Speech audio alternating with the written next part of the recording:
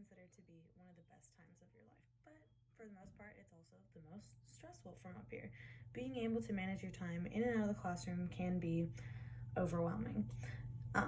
What can we do when we feel the world is slowly falling apart? Well, chances are a lot of people are probably feeling the same way. So, what can we do? We can be there for each other.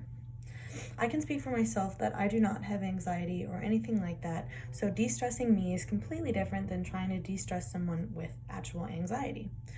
I wanted to educate myself better on how to help, so because everyone is different and everyone experiences it. And COVID has especially negatively impacted a lot of people's mental health, on top of everything else that already stresses us out. So, during my time up here and through my research, I will be going through the various ways to help de stress someone with anxiety, without anxiety, and some quick self tips for quick relief. So, everyone gets worried or distressed, like I said, but sometimes these feelings are constant. The signs of anxiety disorder can include seeking reassurance and second guessing themselves, as well as not wanting to do anything and lay in bed. Some signs of someone being stressed when they have anxiety is compulsive actions like washing their hands multiple times or seeing if the door is locked. Um, Remember that anxiety does not always have rationale, but it's important to remember that the person that you're going to talk to needs to be able to trust you, because people with anxiety do not necessarily want to open up. So, after preparing yourself, you need to express your concern to whoever you are speaking to. And then after this, you mostly will just be listening. Most of the time, people with anxiety just want someone to listen, and they don't necessarily want immediate feedback or advice. It's not very effective. They just want someone to listen. So after discussing what is going on, this will immediately calm down someone with anxiety.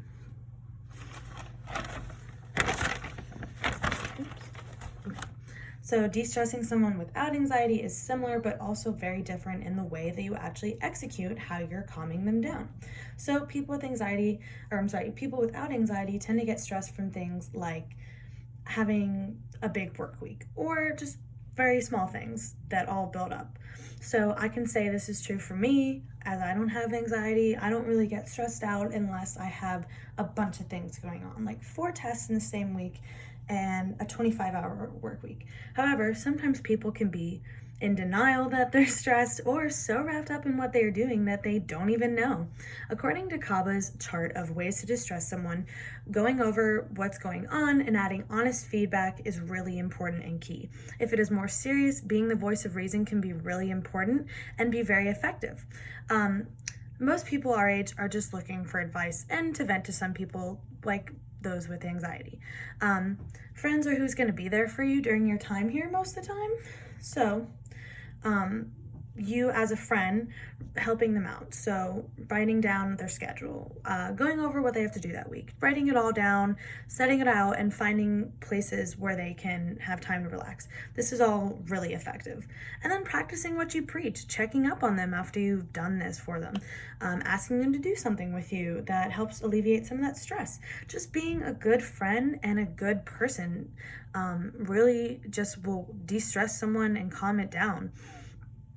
People just need to be heard, and most of the time people are only stressed about things that involve school or other people, so it's very easy.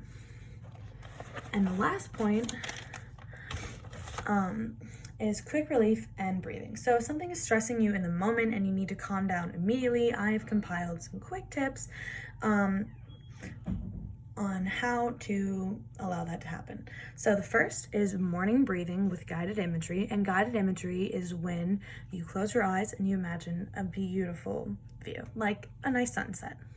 And then the exercise I'm going to read so I don't give false information in my speech. So, from a standing position, bend forward from the waist with your knees slightly bent, letting your arms dangle to the floor.